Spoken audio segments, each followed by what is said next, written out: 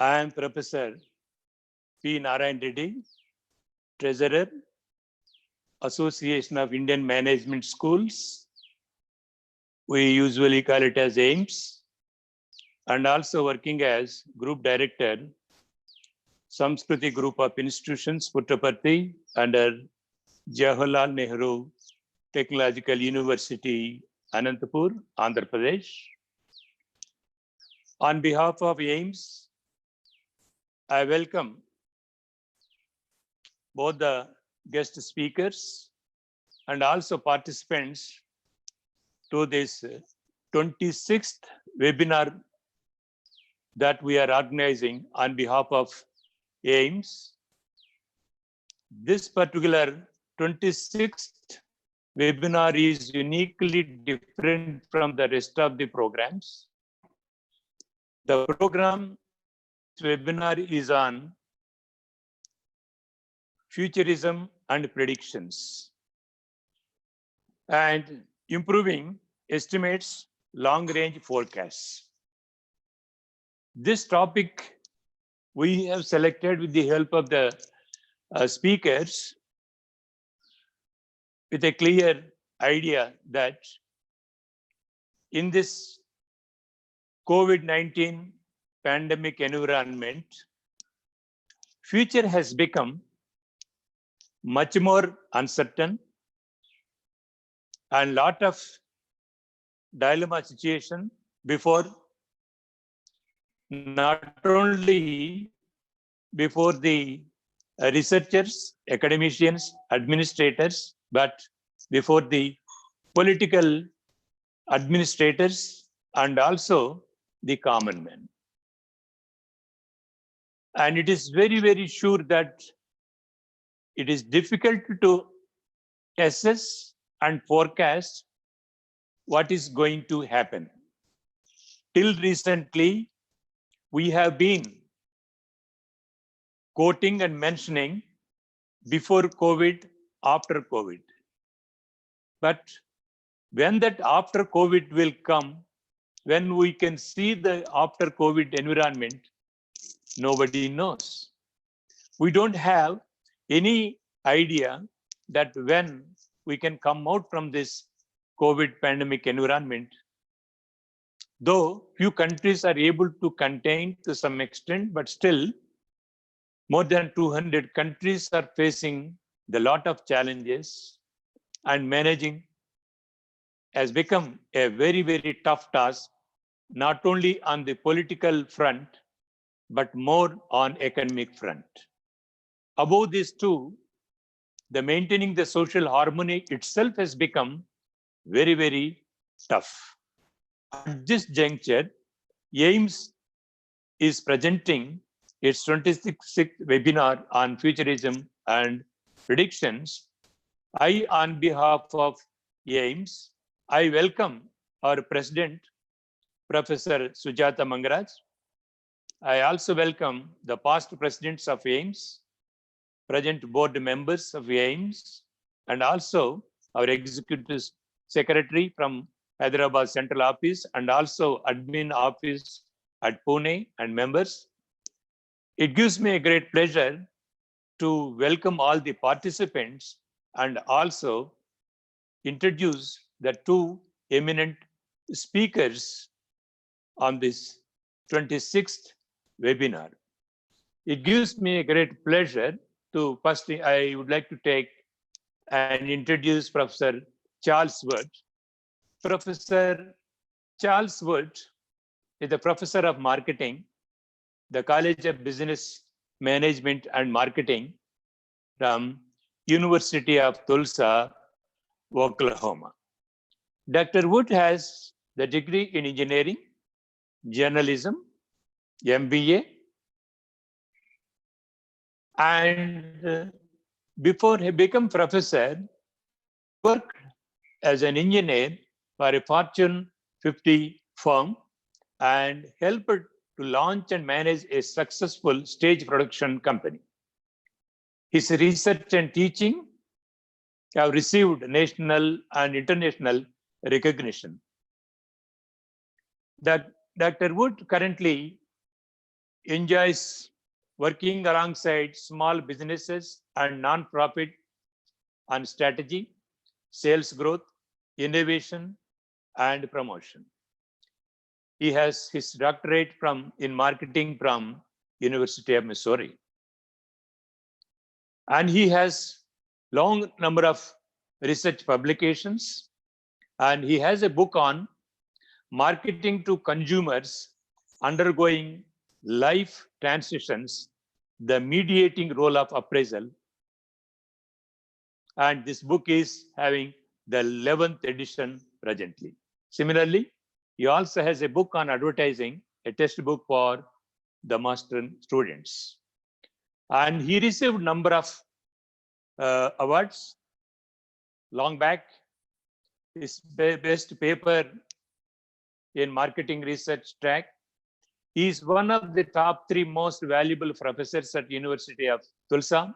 He received a Best Innovation Award in teaching, and he has an outstanding research papers contributions. Very interestingly, he is a Fulbright scholar, and he is also Fulbright peer review committee member related to business administration. And I am also very fortunate to associate with him. And AIMS invited him to be the plenary speaker in its annual convention at Delhi recently, and also at Indore. And his special interests are buying behavior, developing nations, innovation, and research in listening. On behalf of AIMS, I welcome Professor Charles Wood to the 26th webinar on futurism and predictions. Thank you, Charles. Thank you. And I also briefly introduce Professor Samantha Rathnayake. He has more than 20 years of teaching, research, and consultancy experience at Sri Jayewardenepura University, and he has a large number of research publications. He is a part and parcel of many government and university administration responsibilities, and he has been one of the top academician in the country Sri Lanka. Like Professor Charles, it's a great, I'm fortunate to have a close association with Dr. Samantha Rathnayake. Recently, we invited him to be the guest speaker in the international conference at Reva University, organized by the School of Commerce and Management Studies, Bangalore.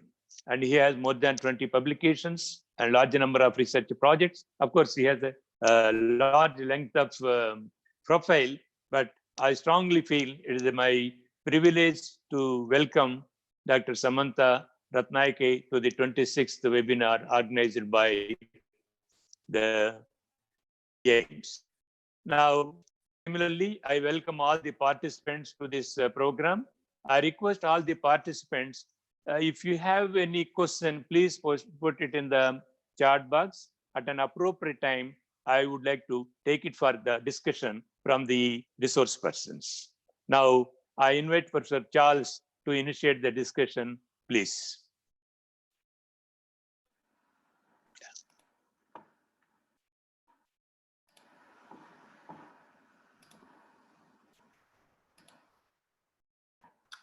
Hello, everyone. Can you see that okay?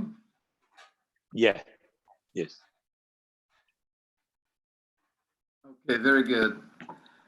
First of all, thank you to everyone for attending. And thank you to AIMS and to Dr. Reddy for arranging for this. I have a very warm relationship with Dr. Reddy and with AIMS now through him. And I'm very grateful for that. And the opportunity to speak and to visit schools and meet many of you has been a real honor and privilege for me. Again, I would like to take some time to review this topic with you, and I'll get started right away. I would like you to know that in these slides, I have exercises that are built in for your use in class or in whatever purpose you might have with training, and you're welcome to them. So all the slides and my notes that go with them and the exercises are available. Just please email me at any point and I'll be happy to share those with you. Okay, so the topic, it's about estimation and forecasting and futurism.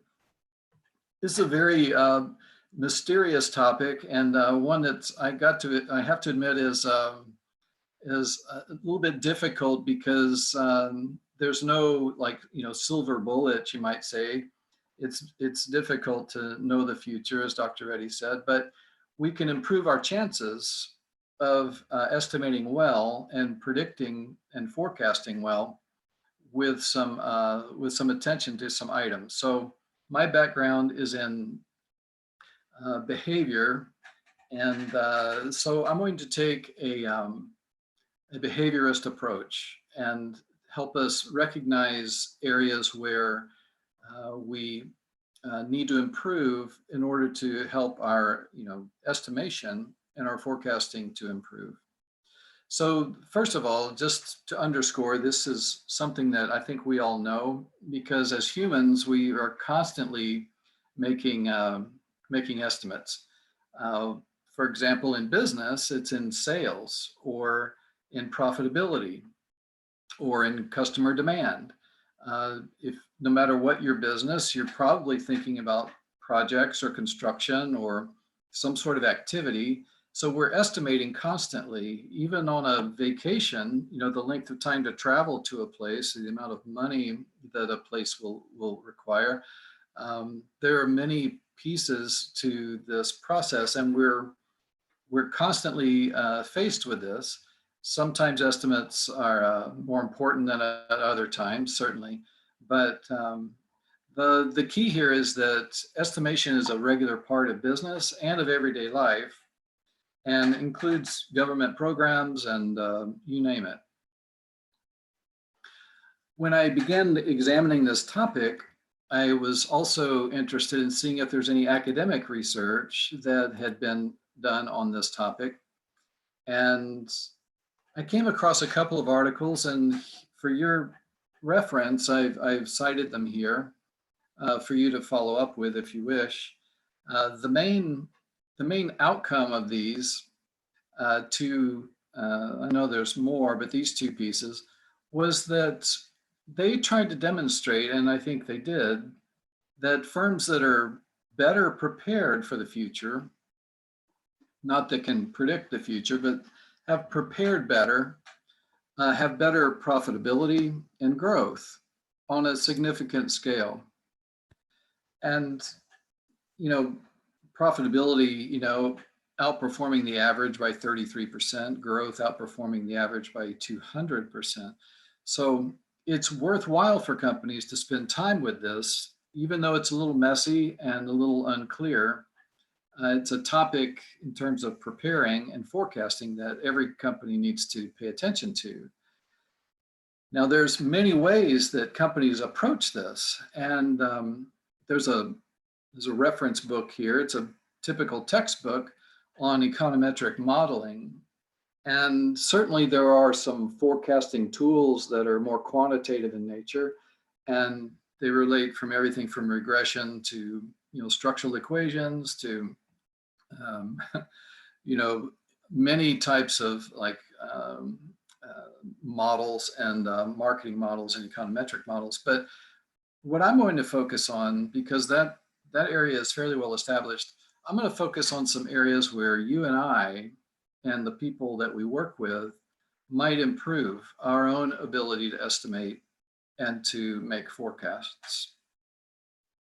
So one of the ways that we can do this is to recognize issues or biases in our own thinking.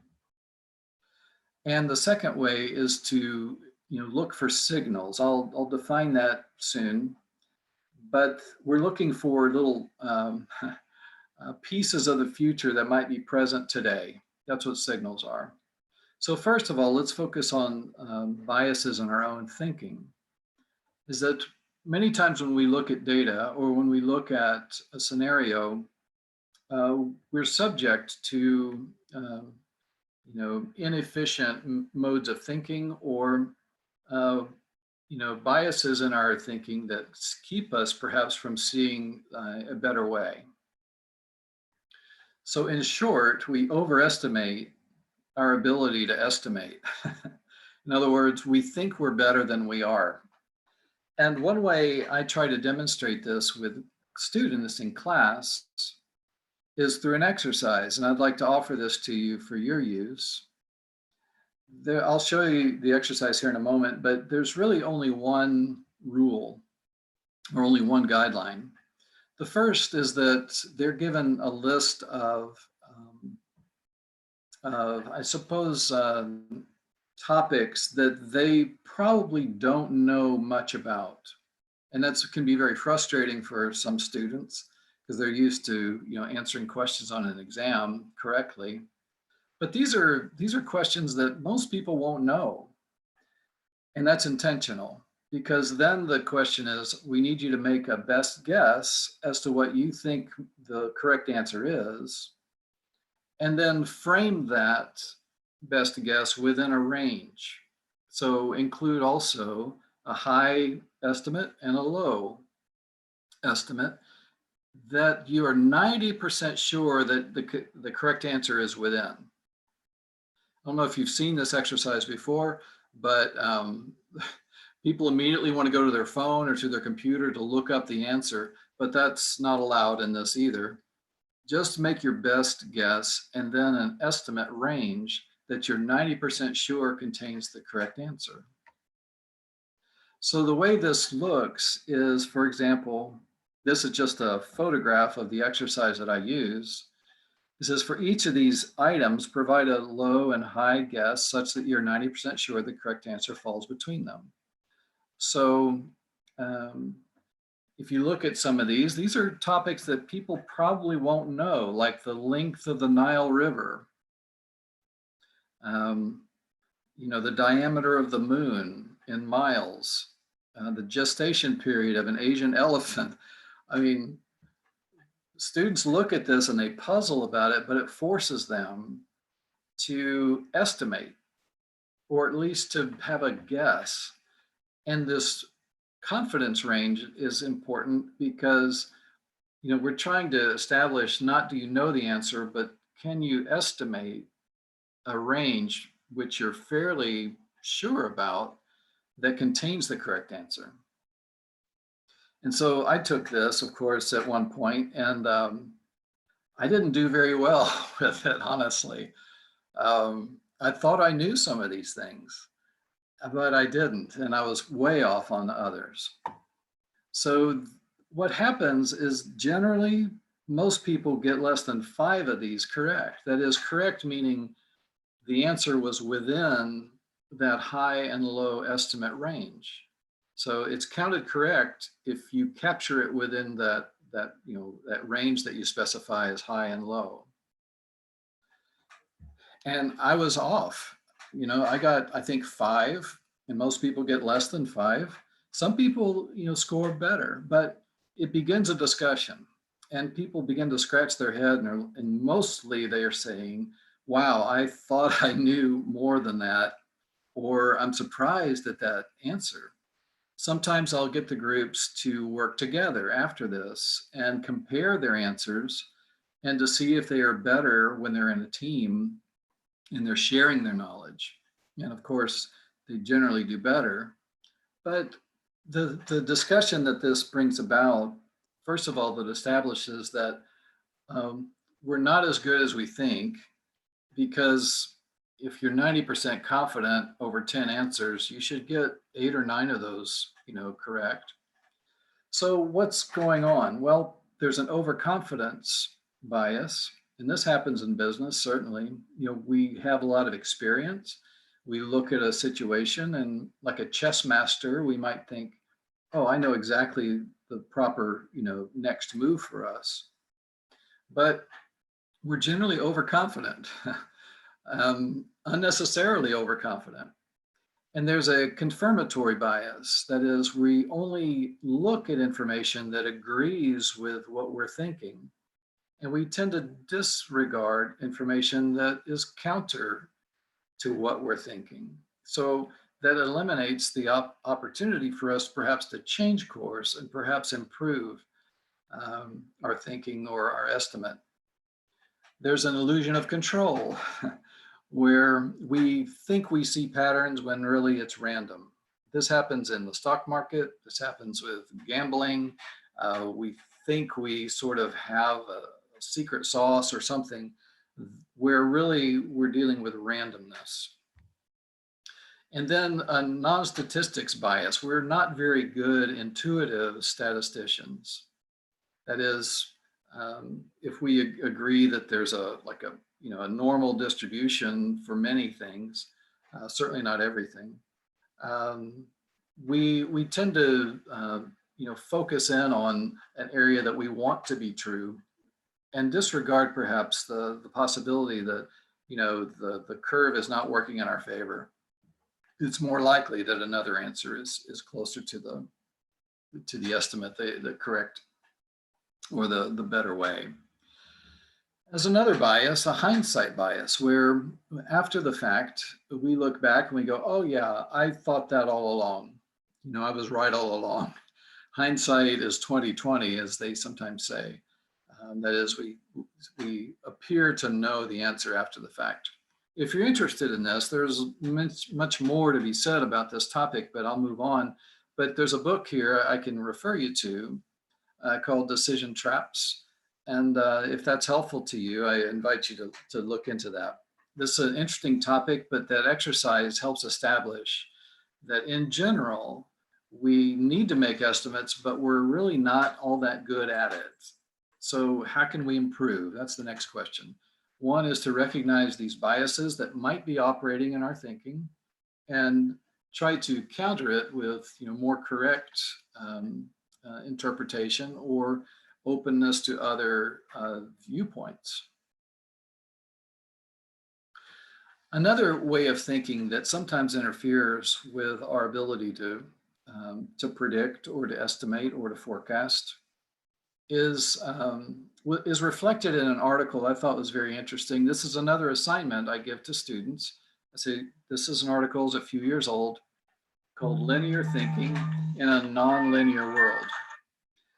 And in the Harvard Business Review published this article with, thankfully, a lot of diagrams and illustrations for how we don't think often in the way that the world actually operates. We as humans like straight lines. We like correlations that are very consistent. And many times we assume that a relationship is linear. And when in fact, much of our world is non-linear. So for example, the article illustrates this early on and several other points. But that, for example, if you're upgrading a gasoline engine, let's say, from 10 to 20 miles per gallon, or in the US, the miles in gallon, miles per gallon from 10 to 20, the gasoline savings is greater when you do that than if you upgrade that engine from 20 to 100 miles per gallon. And our intuitive thinking is, oh, that can't be true. That can't be possible. But it's because we're thinking in a linear fashion about that relationship between savings and this upgrade. So let me show you. This is from the article. This is one of the illustrations that it has in the article to illustrate this very thing, is that it's not a linear relationship. And when we accept the fact that there's a lot of non-linear things going on in our world, the better we can estimate and predict what's going to happen. So in this case, for the case I showed you, upgrading from 10 to 20 miles per gallon saves about 500 gallons in this illustration. And then as you see, there's diminishing returns for additional upgrades in the miles per gallon area, such that it doesn't catch up. I mean, that initial upgrade is stronger and much more important. Now, wouldn't that be, a helpful thing to know if you were in charge of this? But also, this kind of relationship exists in many other areas. So again, I use an exercise building on this reading with students or with professionals to help, illustrate this further. I ask them, based on the reading, to create 5 axes, XY axes, and just sketch. What do you think the nature of the relationship between the Y axis and the X axis are? For example, the time savings that you achieve versus your driving speed. So if I go faster, I'll save a lot more time, right? Or if I double my speed, I'll save, save twice as much time, or I'll cut my time in half. Well, we know that's not true. And actually, this exercise has helped people in my class slow down when they drive, when they're on the highway, because it's diminishing returns. As you increase your speed further and further and further, the time savings that you achieve gets less and less and less. Another, behavioral change, the actual behaviors versus the survey response. So if someone says, I'm very much concerned about the environment, the difference between a 4 and a 5 on that scale is quite large. And it's not linear between 1 and 2 on a 5-point scale, and 2 and 3, and 3 and 4, 4 and 5. 5 is a very important number to achieve. 4 isn't as nearly as important. In other words, a nonlinear relationship. Loan balances, many of us know this, versus number of years you pay. The actual principal that you're able to pay off changes quite rapidly the closer you get to the end of the payment terms. Sales that you achieve versus your search position on Google. I think those of y'all that know digital marketing know, getting in that first set of organic search results is very important, much more important than showing up later. So that's a nonlinear relationship as well. And then there's a lengthier discussion that's a little more complex on customer loyalty versus customer satisfaction. So this is the exercise. I asked them to sketch, just simply show me a curve, how you think the relationship exists. And here are the answers for it, by the way. It always helps if you're the instructor that you know how the relationship should look. So I encourage you to use this as another illustration of how we tend to think in linear terms, and that hinders our ability to estimate and forecast and predict accurately. I hope this is helpful to you. Again, these exercises are available to you if you wish, but I found them to be very good about spurring discussion, and people can bring in other topics, and we discuss the nature of that relationship. So the second way we can improve our estimation and forecast is to look for signals. Signals is a term that's from the futurism literature and the mode of thinking. And they represent little evidences of the future that's in our world today. That is, we can begin to see how something might emerge and become a trend in 5 or even 10 years, which helps us think about the future and plan for it. There's also, in traditional business, classrooms, we talk about scanning the environment, the business environment, trend analyses, and then another where scanning news and trying to curate trends or try to find patterns or evidence of trends that might stay. So to define signals, basically it's a small or perhaps a local innovation or disruption that has the potential to grow in scale and geographic distribution. So you look at an article about a trend or a new thing and you go, oh, that's interesting, or wow, I wonder if that's going to stick around. For example, eBay developed the reputation score for its buyers and sellers in order to help establish some level of trust. And that impacted a lot of industries because it worked for eBay, and it became almost a form of currency. And we rely on reviews quite a lot today, don't we? So a fairly well-known quote in this area, in the futurist area, is that the future is already here. It's just not evenly distributed. That is, if you can identify an emergent trend or an innovation or a disruptive innovation, and you can identify it and see its potential, you can begin to see a future that will unfold. For example, here's a few examples. Just searching around, you can look for developments as reported in the news or at a conference.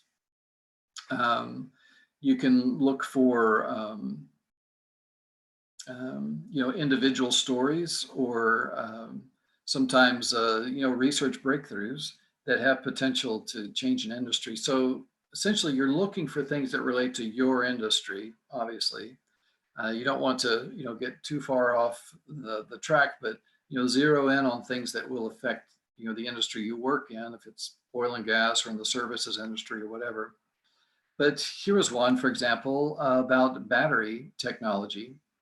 And when you read an article like this, it's like, instead of like, oh, that's interesting, it's more like, what would that change? How would a 10-year-long battery extend the life of a cell phone? What would that do for cars? Just think of all the things that batteries go into. And how would that change the nature of competition? And in this case, it's organic molecules dissolved in water. I mean, what's the other types of energy sources that might be stored or produced this way? There's a phrase that basically says it's more important to be imaginative than correct in this field. You begin to lay out possible futures that a company can prepare for. Scenario planning is one way to phrase that, so that the future is not a surprise and there's a path forward. We've already thought about that. We've inoculated ourselves for that future or for that possibility. Another signal, some research at Boston University basically claims that they can bring back memories in elderly people. So these three brains that are up here, the one on the far left is from a 20-something person. That's normal brain activity or healthy brain activity. The middle one is from an elderly person in their 80s or above. And then the third one is that same 80s age person with a certain sort of electrostimulation going on. Now, if you consider the possibilities of what this means, if you're in the elder care business, or if you're in the home healthcare business, or if you're in any healthcare area where you're dealing with senior citizens, this is important. This could be valuable to you, especially as we see large groups of people age. They'd be interested, I think, in this sort of technology. So in other words, it's a way to just begin to stir your own imagination and consider different outcomes that might be ahead of us. Google filed a patent for devices in our bathrooms that are supposed to help us and keep us healthier. Mirrors that can sort of sense and respond to us, bathtubs. Now, I don't know if this is going to happen, but they patented it, so perhaps they're preparing for these sort of devices in our home. And what does that mean for for the health, the personal care industry, but also healthcare. Living robots from frog stem cells, like actual little living robots. A floating city, the UN has talked about, when sea levels rise, perhaps this is a smarter way to go. And 3D printed buildings. This one requires only 3 workers, and it's a 2-story building in Dubai. So when you see these things, emerging, these are signals. These are opportunities to think about how that might impact the next wave of business, the next wave of investment that might be occurring. So in the business classes, as I said, scanning the environment's a fairly standard, instructional method and a fairly standard procedure. We look inside the company, and then we look outside the company, and all of these different areas can be scanned and examined to see, where the trends are, where are the most important factors for us. Generally, this results in a SWOT analysis or some sort of strategy or plan for the company for the future. Again, each of these areas, though, represent estimates and prediction, and we have to be honest with our predictions here in each of these areas if we're going to have a valid analysis. Related to this, there's a book series called Non-Obvious, where this gentleman has developed an approach to identifying mega trends. I'll point you to this. I think this is a fairly interesting treatment of the subject. And he has a method that he takes called the haystack method. And if you know what haystacks look like out in the field, there's just piles of hay, all over a field as it's gathered. And then it's, gathered up and processed and bundled. But his haystack method looks sort of like that. He's collecting articles, he's looking everywhere, but he's gathering them in subject areas in one place, and it looks like a sea of mountains of sometimes paper, but obviously digital, where he can look at like one area, perhaps it's in healthcare, and he can look and see, are there common trends here? Are people saying the same thing here? And can we derive anything valuable from this so that so we can plan and prepare for what might be coming? So I refer you to this book as a potential resource for you as well. There's also like scenario planning, where likelihood of incidents are compared to their impact. So in this particular graph, high likelihood over to the right and high impact up at the top.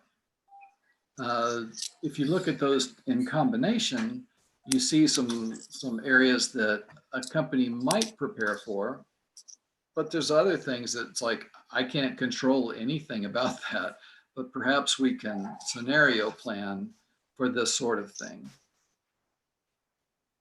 Yeah. I found this recently. We were talking at the opening of this session about COVID, and this was an infographic based on the World Economic Forum, where they were saying, here's the likelihood of different outcomes that we might be facing based on this COVID pandemic. And I zoom in on the right-hand side to show you the things that they consider the most likely outcomes. And it's, recession, and a lot of it's financial and employment related. But in their estimation, here's the high likelihood outcomes from the pandemic that we'll need to be looking at and facing for some time. Of course, it's not 100% sure. This is, at best, it was 68%. That's almost a coin toss. But this is the sort of thing that you, as one piece of information that you scan, in order to help inform, future prediction and activity. So the goals of all this are to try to see the interconnections between technology, society, organizations, because you're looking for these deeper trends, these tides, these things that are, there's a lot of chaos and a lot of information going on as we scan the environment, but we're looking for the interconnected trends that underlie the surface level, almost like the tides of an ocean beneath the surface. We try to see through all the complexity and essentially consider a wider range of what might be possible and what might be happening in the future so that we can prepare a little better. So related to all this, I want to give you some resources, additional resources to take away. These slides and all these exercises I've shown you are available on request. Just email me at any time, charles-wood@utulsa.edu. And if you wish, there's a couple other places I can point you. Institute for the Future has some good resources. There's a fairly extensive study on higher education, future of higher education, produced by Stanford, that I can point you to. I think it's pretty interesting. It actually cites some work being done in India. And Forum for the Future is another area that focuses on, improving our ability to scenario plan and prepare and estimate and forecast. So that's the extent of my presentation today. I wanted to thank you for the opportunity to present, and later on, I presume at the end of this session, I think we'll have some question and answer, and I'll stay around for that for sure. Yeah. So thank you very much, Dr. Charles.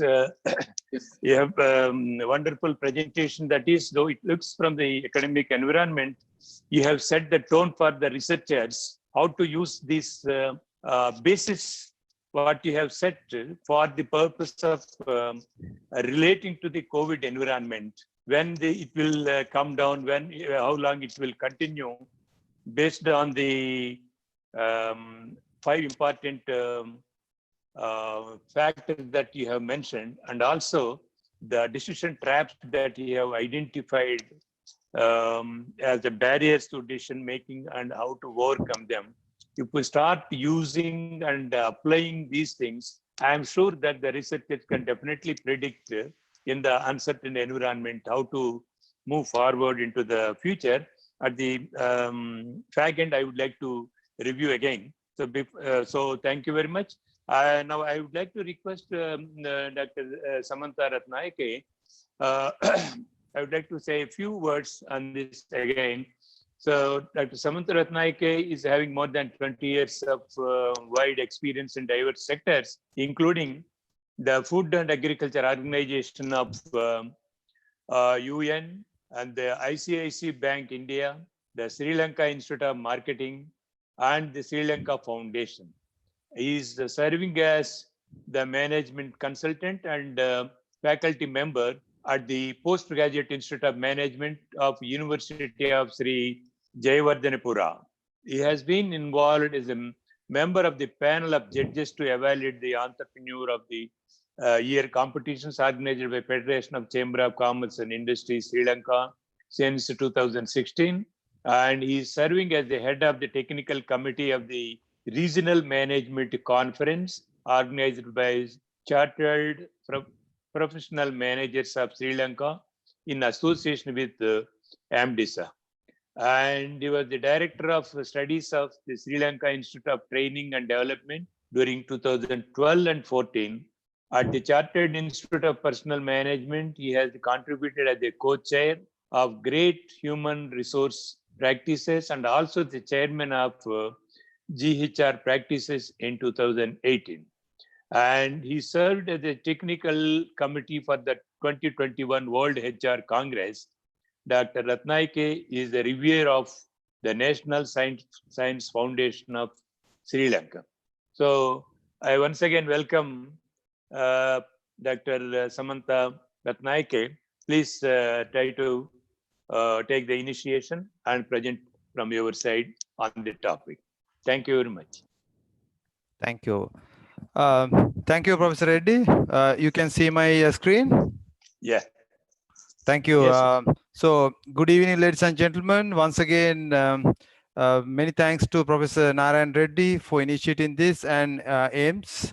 And thank you, Professor Charles Hood, for setting the tone. And so let me take within my 15 to 20 minutes initial remarks. I will take this futurism and prediction under the focus of improving estimates and long-range forecasts. So, so predominantly, I am coming from postgraduate education background, but extensively I have worked in, say, education sector in terms of undergraduates as well as professional education and in the private sector in diverse organizations. So with that, may I set my remarks under two main lines, that is a philosophical view to this, and of course practices and applications. Since Professor Charles has set the background from decision, some other linear, non-linear thinking line, and some mega trends and so on, of course we can harmonize and synergize these views at the latter stage with the questions. So ladies and gentlemen, now let me start with the philosophical view to set the tone. So if we look at in a very simple way about this topic, since Professor Charles also said this is a very elusive area. So in that light, so if you look at futurism and prediction, so we need to start in a very simple way. Look, we are dealing with abstract and concrete concepts. That is what we do as academics, as professionals in our relevant fronts. So we have to deal with all these concepts, wide variety of concepts. In that light, we need to ask a question when it comes to topics like futurism and prediction, how we should look at this. Okay, where we should stand, where should we stand? And then of course, what is our approach? So if I reiterate this abstract and concrete, because a very elusive, big, hairy kind of concepts, and the business and the reality and the practices do demand some concrete, clear applications. So that is what the tone Professor Narayana Reddy also very clearly articulated at the inception. Look, pre-COVID and the post-COVID, where we should stand. With that, if we look at this, how do we explore the scientific concepts? If I get bit of a bulky theory here, of course we do induce. So we are doing induction, or we call induction, no, inductive reasoning. I'm just reading it out. Is the process of reasoning in which the premises of an argument support the conclusion but do not ensure it. Of course, we have so many inductions about this world, these multiple concepts. And if we do some deduction, then deduction is an argument whose premises, if true, provide conclusive evidence for the truth of its conclusion. So if it is in line, yes, we deduct. If it is not, we come out with a view. In that sense, since this is happening in a AIMS context, may I say that, yes, in theoretically in the research front, we talk about this induction deduction, but sometimes as professionals, we do abduction also. So that is a Charles Sanders Peirce view coming into the picture. It's a type of inference that is frequently employed in some form or the other.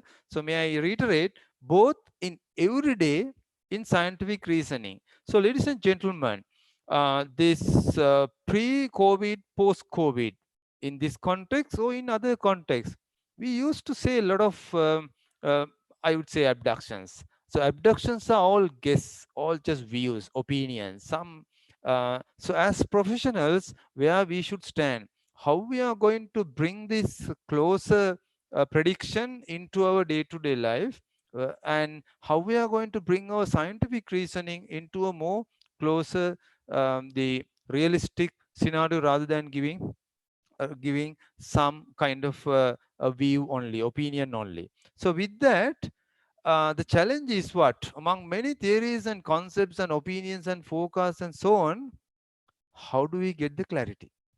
So in that sense, in my opening philosophical line, ladies and gentlemen, let me take three scholars only. Let's take Karl Popper. What he has said, look, the science concepts, these concepts and theories and formats have by nature the ability, it should be able to falsify. So don't worry, if you have a science, if you are following scientific rule, it should be able to falsify. So in that sense, I think one should not misunderstand. Karl Popper very clearly said, other than Marxism and the astrology, all the other concepts should be able to falsify. But he says, look, astrology never can be falsified because there is a connection, there is another proof, there is another factor coming up. Anyway, our discussion is not about that. So if we go to Thomas Kuhn, so this, even the academics also very loosely sometimes use his term paradigm shift. So we might think that we are now shifting the paradigms. But Thomas Kuhn in his 1962 book, The Structure of the Scientific Revolutions, clearly articulated paradigms like significant patterns like Galileo virtually challenge Isaac Newton. Excuse, after 250 years, Einstein said, look, sorry, Mr. Newton, it's this. And that is keep on changing. That kind of a paradigm shift we are talking about. But otherwise, not just moving from like Coke to Pepsi or Pepsi to Coke kind of a scenario. So, but let me highlight this gentleman also, this one of the same Karl Popper Vienna Circle philosophers, Paul Feyerabend, against method. Now, I think Professor Charles also highlighted this linear thinking and non-linear thinking, very important, because when it comes to predictions and these estimates, we have a tendency of looking this linear manner, but the scientific method has the flow in that sense. But our discussion is not on that. So having said that, may I ask a question? Is our philosophical view in this in line with the futurism and predictions are in line? Are we clear about that? So with that, ladies and gentlemen, may I invite you to get it to the second biggest part. That's the main area, practices and applications. Thanks, Dr. Professor Wood. You have highlighted some of the aspects, so I'm going to get it to some other aspects. So he also has used this term. So shall we ask a question in this COVID-19 scenario, in this pandemic scenario, excuse, is it a failure in our preparedness for future, or that creating foresight for institutional future? Where do we stand? Are we adequately contemplating about that? So let's explore that. In that light, we know foresight, say sequentially one can say hindsight to insight to foresight. So we have assumptions on one hand, so multiple assumptions. Then of course you have multiple possibilities for the future. So foresight is the bridging part. That is where the center. So if we put this into a more scientific format, one can say, if we collate all these foresight exercises of future related predictions, where we can say framing, scanning, forecasting, visioning, planning and acting, like that, there are changes of multiple practices, but predominantly these are the key activities. But today our focus is future and forecasting. So in that sense, general forecasting happens from a basic practice point of view. Of course, we do identify driving forces. Then we look at what are the possible critical uncertainties. As Professor Wood also said, that how to develop these possible scenarios, and then of course action platform. So from that point of view, what is our challenge? That is the question that I'm going to raise. Now, whether our pre-COVID, post-COVID predictions right or wrong, even if you look at month on month, if you look at our predictions at multiple contexts are sometimes not in line whatsoever. But now we as professionals, we as like academics and other uh, the thinking line practices, what is our challenge? We can't just challenge the method. So we should be able to build a story, because while we are dealing with these abstract concepts, our task is to what? Build it and tell it in a concrete manner. So whether it's a business, whether it's an educational institute, whether it's a country, it's a political story, whether it's a marketing story, business case, we should be able to build a story, tell a story. It is not just beginning, mid, and the conclusion. No, it's about how validating, how we are operationalizing a given scenario into a context. I think that is where this the gus and the gut feeling, the decision biasness. So professor also reminded that multiple biasness coming up, but in that sense we should be able to build a story. But in that light, so may I highlight few of emerging jargons in this scenario planning, because now at this juncture many companies are doing scenarios. So one upcoming term which is happening now, which is practicing now still at early stage, they call strange making. So that planning for future prediction means moving from familiar to strange versus strange to familiar. So that's the scenario. So are we moving from familiar to strange scenario, which is now experiencing from a business point of view? Are we going to create a strange scenario and make it familiar? That is why this transition and transformation coming up. So in that light, transition design, I think it's a engineering ground. By using this artificial intelligence, 3D printing and other practices are heavily used this. So thanks Professor Wood by bringing those slides also, because it's a transition design which we are planning. In addition to that, this whole jargon of foresight is cold now. These are all pads and taglines called science of surprise. Are we engaging in that in the sphere? So with that, another way of basic practice, I would not use it as a story, but from a consultant's point of view, one can use how this connection between future and today can be done. So three words coming up, that is, one is called sensing. So sense your pattern, because foresight is fundamentally happening generally three ways. That is, one is prognosis, where we look at what is the past scenario and we are going to predict the future. The other one is where we look at the trends, some patterns. We look at trends and see the future. And of course, third one is a scenario planning. So when it comes to future forecasting, it is not scenario plan first. It is about prognosis. Then, of course, the patterns, the trends, and then we look at that. Either way, from an organizational point of view, project point of view, business point of view, you can get sense to mess. So that is why you're going to shake up, surface the blind spots. So getting these dark points, all these uncertainties, unthinkable areas. Then of course we can look at, we can create that new reality, new form. You can call any name. But since these concepts are by and large more abstract, one has to carefully build the story. Otherwise, it will nullify. People will not believe on it on that. So with that, in my next 2 to 3 minutes, may I ask that what is our current scenario? In our education institutes, are we having this adequate discussions on short term, mid term, or long term? Or that have we learned lessons from our current practices? And are we clearly looking at what aspects we should look at?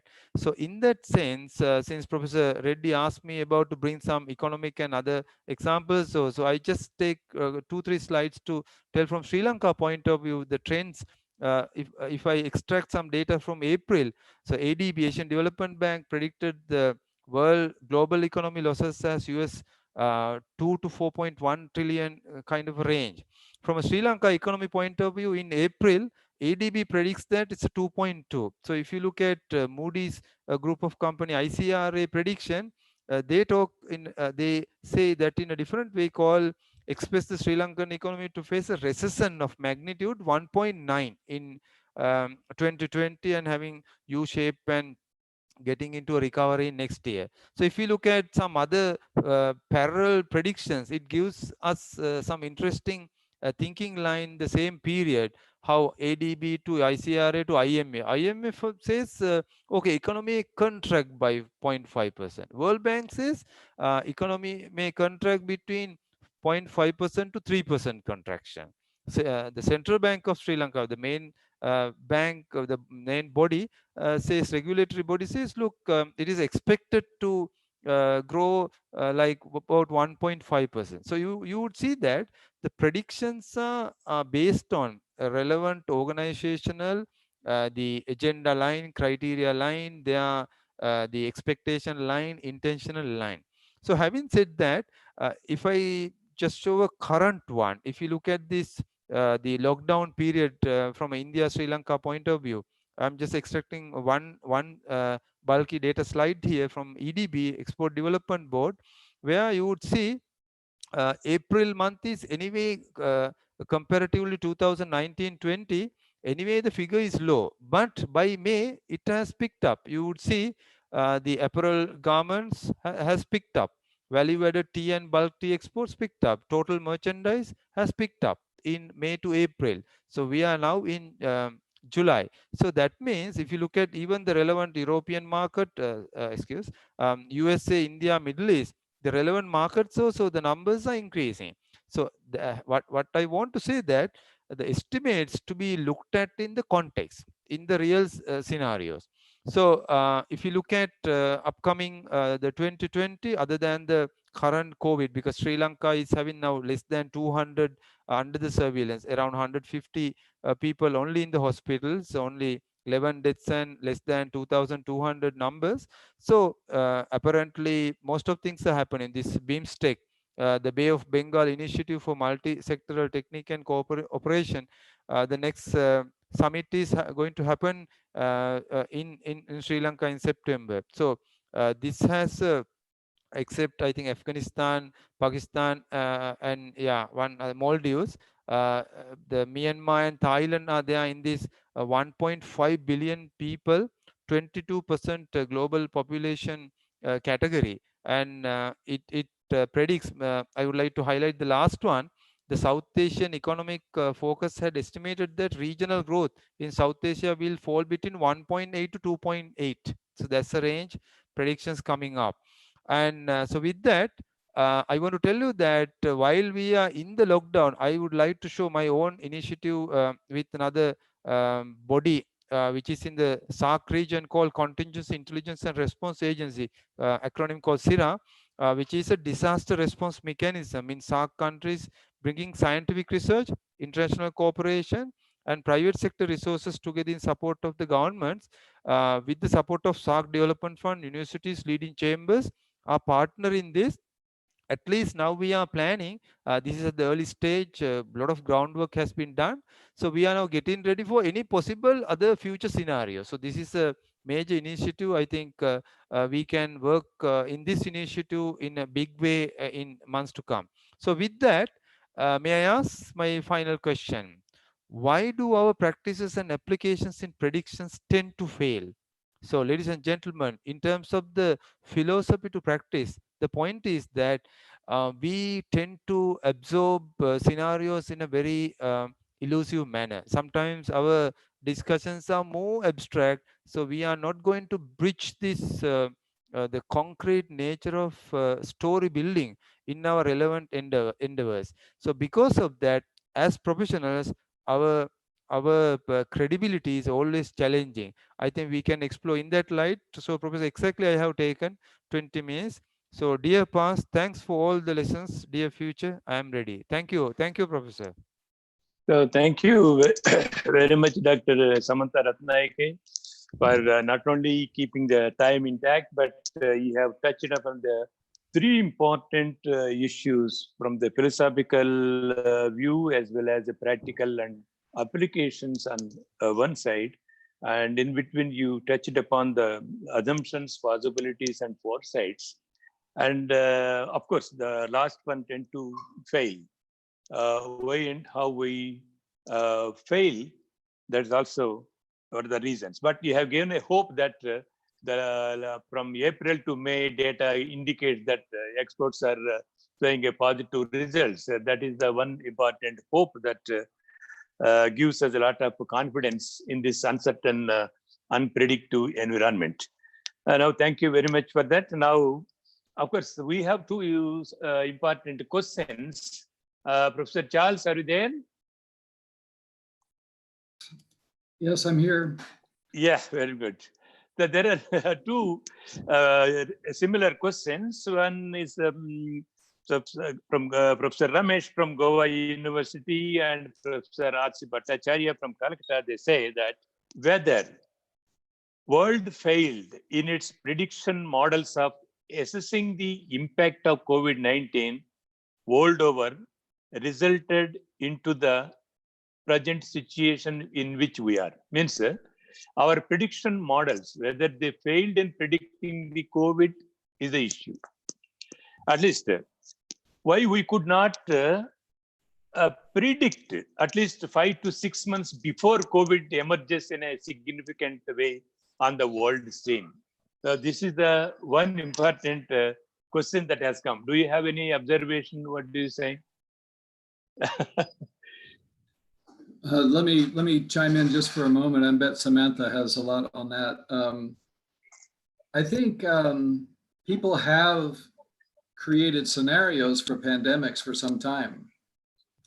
I think the question is, have we taken them seriously, or have we ever, planned for a scenario like that? So, you can't necessarily predict something out of nowhere, but the pandemics have come in our world many times, and the next one we receive cautions about, or we see a type of forecast. But the question is, are we hearing it, acknowledging it, and then helping to plan for it? That's my quick answer to that, I think. Yeah.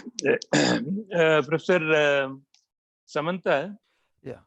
there is another interesting observation. See, most of the scientific prediction models, though if they are in the transition stage from the trend projection form, we may certainly predict what is going to happen. But is there a role for intuition? Do you think intuition has any role in future predictions? Particularly, like maybe by following the higher order level of meditation, etc., alternative strategies may help us to predict the future. That means, is there any role for intuition to play in predictions? Fantastic question. I think we can discuss in depth, but let me begin with the theoretical framework. Even Professor Charles also highlighted that decision. Now, if you look at the decision, if you put it to a linear format in a horizontal form, the one side is a very rational way of, we know the situation, we can sit down, we have the time, we can plan it, we can formally look at. So we have a greater time of flexibility of taking a somewhat closer call in that is we call rational decision making line. Whereas the other extreme is the gut feeling, intuition that comes because of your hunch, you know it, you can think that is the possibility and so on. But in life, other than the formal official cases, what may happen, what we do, we just to get the bounded rational. So within that context, we take those calls within such scenario to avoid such biases and so on. But if we take that bit beyond from science, from a linear thinking and non-linear thinking from an Asian part of the world, I think particularly country like Indian context has a lot of rich resources where the intuition means this relevant knowledge systems can be improved, take to the next level. Those knowledge systems can be take to the next level to see the world more than these any of the tools predict. So in that light, it's arguable thing, but for the Asian Eastern thinking point of view, the meditation and getting your knowledge thinking horizons expanding can do major breakthroughs in that light. Now I will give a simple example from Indian context. If we go to later, you can search, the great personality Ramanujan. Now, Ramanujan's story is what? The Ramanujan story is all about, if you look at the Man Who Knew Infinity movie, you can watch later. The idea is he is so ritualistic in terms of the spiritually connected to the larger universe. There, this higher level order of intuition building is within them. With that, he is giving all these mathematical formula where that the UK, the Trinity College, the Professor Hardy is asking, prove. He says, no, I can't prove, but I know it. So this is a fascinating discussion. But in this at this point, I would limit my discussion to this point. Professor, in nutshell, what I would say, intuition has a great role, but in the reality, in business, in working in our organizations, we should be able to justify, rationalize, validate our intuition-based applications in most cases. But on and off, we should have intuition-based roundtables and discussions. That will give a lot of insights to get your blind spots out. Yeah, very wonderful response. And one gentleman participant, Mr. Vijay Bhaskar, says, yes, intuition works. And it seems he has some experience in that. Okay, that is a good thing. And that supports our discussion, particularly when there is no scientific assumption available. Sometimes intuitions may also play a positive role in predicting the future, actually. So now, Professor Charles, a small question to Professor Charles.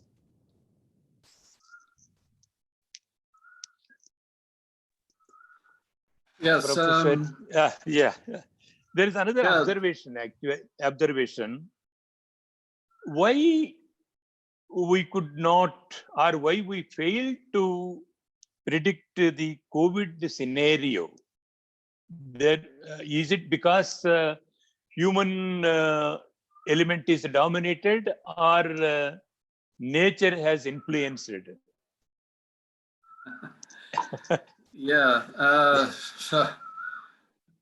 Yeah, I think we all wish we had the crystal ball that was on the flyer that you had there, Dr. Reddy. I think, again, I think the key is to scan for the most likely scenarios that might emerge based on history, based on expert opinion, based on economic forecasts, like Samantha, was saying. But ultimately, we have to, and I'll use this word, inoculate ourselves against surprises, so that means that we can prepare. And so these COVID isn't quite as big a surprise as it was for many of us. The problem is obviously that you in business you can't act until something's real. You can't always act too far down a path that may not emerge and become real.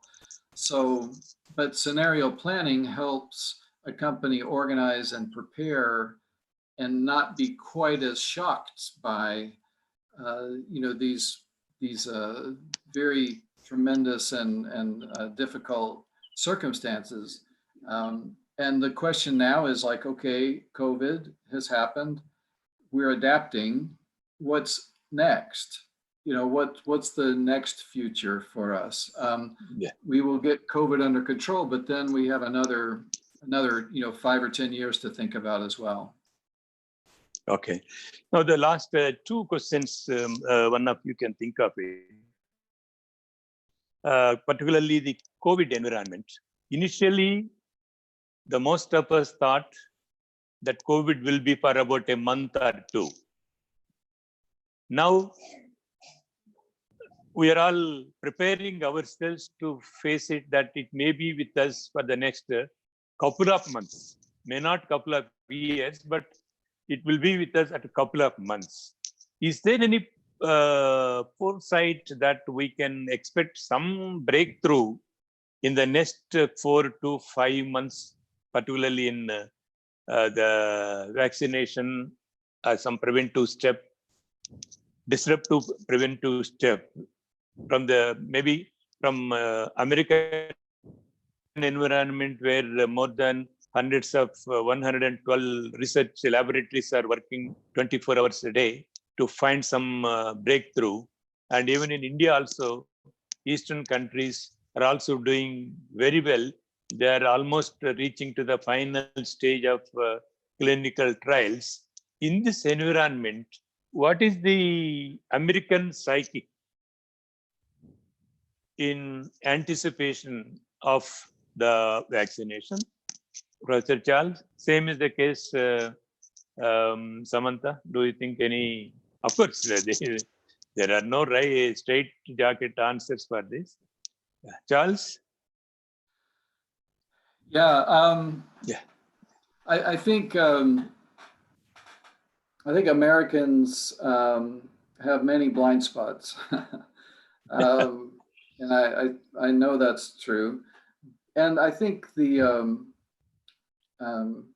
I think many times we're fairly short-sighted, and yet I think optimistic.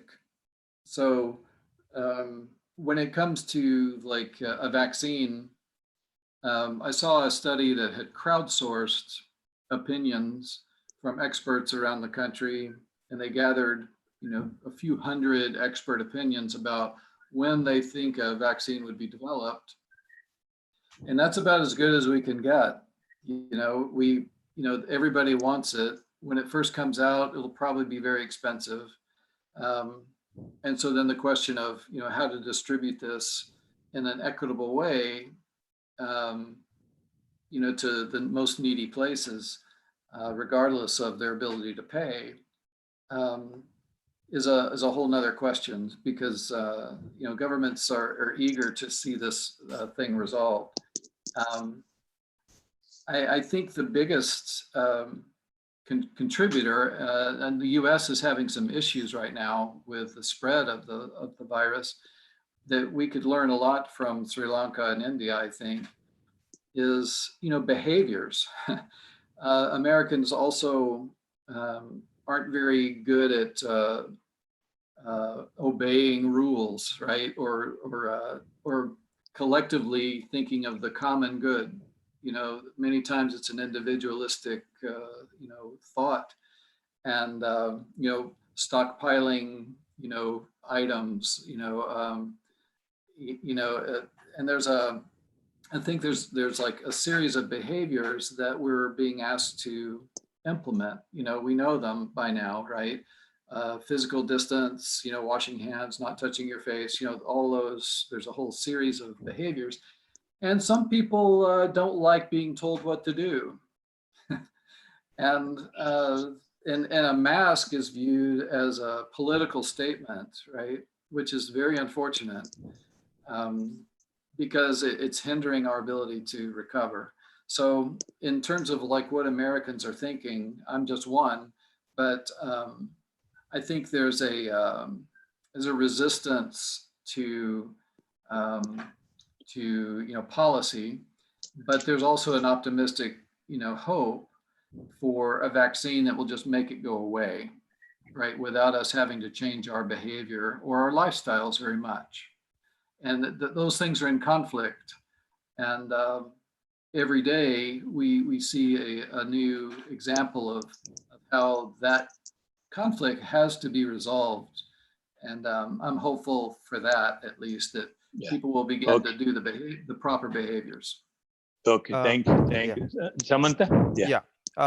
Professor, let me give a couple of connected answers. Now, in January, just before the COVID, there was a YouTube clip actually is available in the YouTube, one of the TED Talks called "Corona is Our Future." So if you look at that, more than 6.5 million viewers there, and it highlights a couple of serious factors about the social distancing and so on. If you look at the total likes and dislikes, you can see substantial amount of people say this talk is not relevant, kind of a useless. But if you look at MERS, SARS, all are corona. Actually, this COVID virus infected disease 2019 is a seventh in the corona family. So technically, as far as the series is concerned, this time the magnitude is high, because man to man the situation is quite worse, unpredictable. And now it has come to a scenario where we got to go, like we live to with that. That's the one side. The second thing is, I am closely, actually I have been observing what Bill Gates talking about, his opinion about this finding out of the vaccine and so on. So he has given couple of predictions in some in January, February, then April, in multiple discussion forums.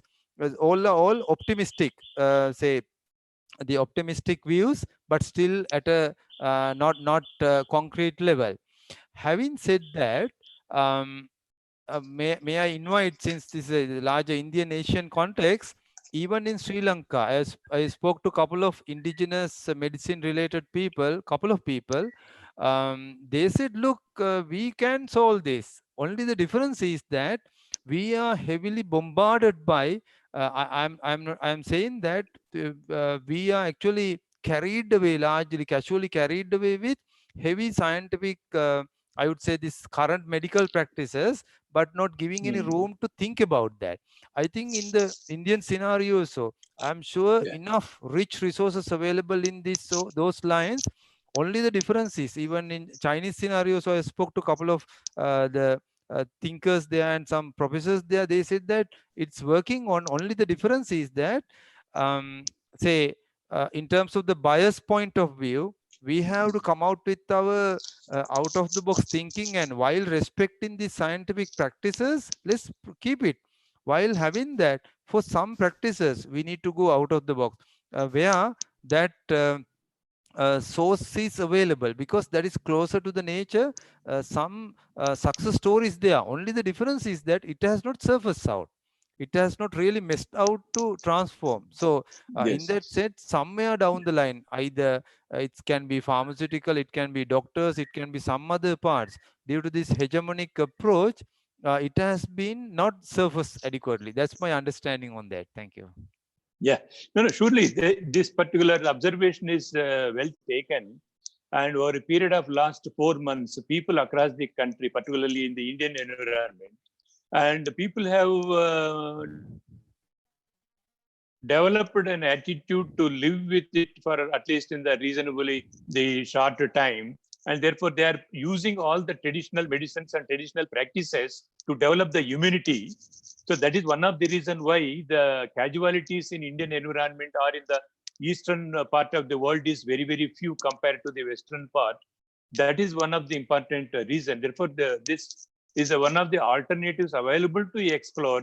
And of course, as you said, this scientific versus traditional issues, and there is a lot of rethinking going on in finding the alternative ways of preparation in the lab thing. So since the time is running out, so I would like, as the last part of it, I would like to thank on behalf of AIMS, Professor Charles Wood, and also Professor Samantha Rathnayake for having accepted our invitation and shared your vision on three important aspects: academically, what the futurism and predictions is, and what are the practical aspects of it, and how to forecast the predictions, and what are the reasons for the failure of our predictions as well.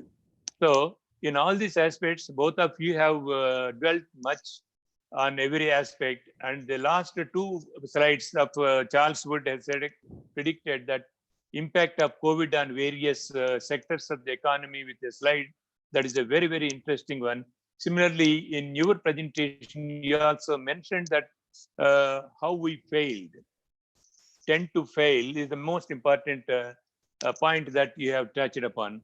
So therefore, I sincerely thank both of you for having accepted our invitation, and also thank all the participants. More than 100 participants are viewed this particular webinar. And I also thank my central office staff at Hyderabad and also Pune for having spent their valuable time in making this particular webinar a successful one. Thank you, Professor Charles Wood. Thank you, Professor Samantha. We will meet again in the different occasion in the days to come. So see you again. Bye. The time is running out. That is the